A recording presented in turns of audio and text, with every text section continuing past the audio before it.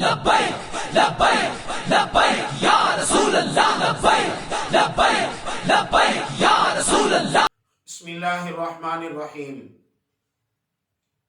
آج دور جدید میں خواتین کے زیب و زینت کے لیے، میک اپ کے لیے کچھ ایسی چیزیں بھی مارکیٹ میں آ چکی ہیں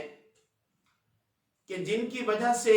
بعض اوقات کچھ شرعی مسائل سامنے آ جاتے ہیں.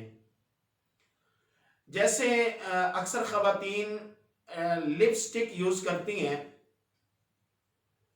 اور لپسٹک جب استعمال کی جاتی ہے تو اس کے استعمال میں نماز پڑھنے والی خواتین، قرآن پاک کی تلاوت کرنے والی اور ذکر و اذکار میں مشغول رہنے والی جو خواتین ہیں، تو ان کے سامنے ایک بنیادی مسئلہ یہ آ جاتا ہے کہ کیا ایسی صورت میں وضو ہو جاتا ہے، یا ایسی صورت میں غسل ہو جاتا ہے، یا ایسی صورت میں نماز پڑھی جائے تو نماز ہو جاتی ہے کہ نہیں ہوتی. تو یہ بات ذہن نشین فرما لیں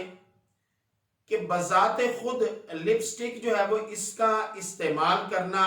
ناجائز، ممنوع اور حرام نہیں ہے، یہ جائز ہے. اب مسئلہ یہ ہے کہ جو لپسٹک یوز آپ کرتے ہیں اس کے اوپر اس کے اجزاء لکھے ہوتے ہیں کہ جن چیزوں کے ساتھ مل کے اس کو بنایا گیا ہے، یعنی کہ اس کے اندر جو چیزیں شامل کی گئی ہیں وہ اجزاء تحریر کی ہوتے ہیں. آپ ان اجزاء کو پڑھیں.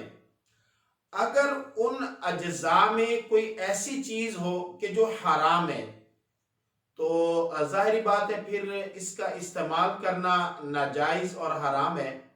کیونکہ حرام چیز کو آپ نہیں استعمال کر سکتے، اس کو نہیں لگا سکتے جو بذات خود ناپاک ہے.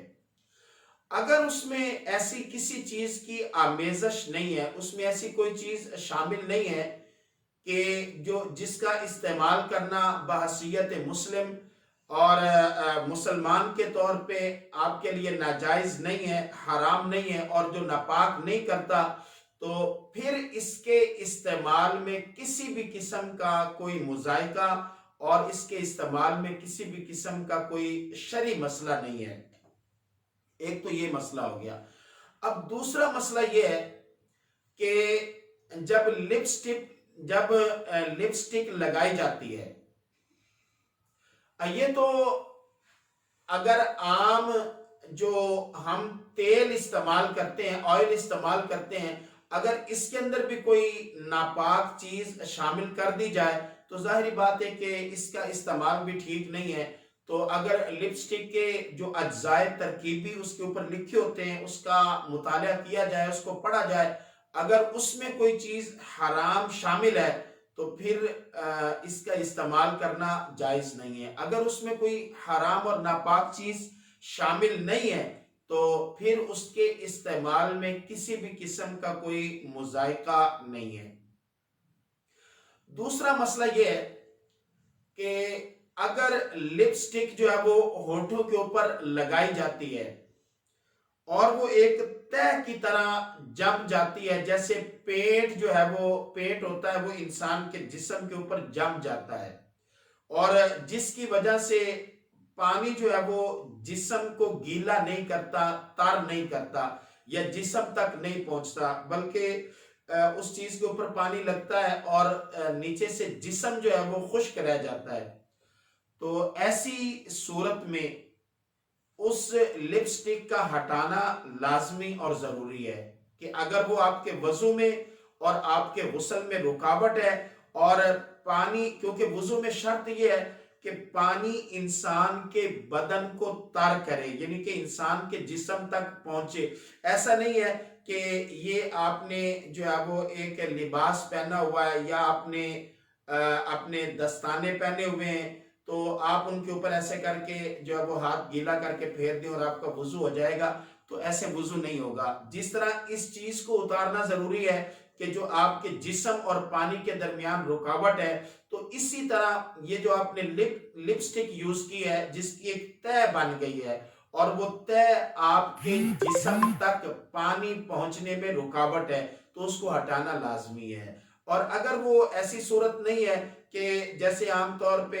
انسان کے جسم پر جو ہے وہ کوئی رنگ وغیرہ لگ جاتا ہے، لیکن وہ رنگ جو ہوتا ہے وہ آپ کے جسم میں اور پانی میں رکاوٹ نہیں ہوتا، یعنی کہ پانی جسم تک پہنچ جاتا ہے، تو اگر ایسی کنڈیشن میں ہے تو پھر اس کو ہٹانا بھی ضروری نہیں ہے۔ بہرحال محض صرف شک کی بنیاد پر آپ اس کو ناجائز نہیں کہہ سکتے کہ ہو سکتا ہے اس کے اندر فلاں چیز شامل ہو، فلاں چیز شامل ہو، کیونکہ شریعت کا یہ اصول ہے کہ الیقین لا یزول بالشک، صرف شک کی بنیاد پر یقین ختم نہیں ہوتا۔ یقین کیا ہے؟ پاک ہے، اور محض شک کرنا کہ ہو سکتا ہے اس میں فلاں چیز ہو، تو محض شک کی بنیاد پر کوئی چیز ناپاک، ناجائز اور حرام نہیں ہوتی جب تک کہ یقین کامل نہ ہو جائے۔ اگر یقین ہے تو پھر ناپاک ہے، اور اگر اس میں کوئی ایسی چیز شامل نہیں ہے جو ناپاک ہو تو پھر اس کے استعمال میں کسی قسم کا کوئی مذائقہ نہیں ہے۔ اور دوسرا یہ کہ اگر اس کی تہ جم گئی ہے جو آپ کے بدن تک پانی کو نہیں پہنچنے دیتی، تو پھر اس کو پاک ہٹانا ضروری ہے، اور اگر جسم تک پانی پہنچ جاتا ہے تو پھر اس کو ہٹانا ضروری نہیں ہے۔ ہٹا لیا جائے تو بہتر ہے، تاکہ احسن طریقے سے اللہ کے حضور میں آپ سجدہ ریز ہو سکیں۔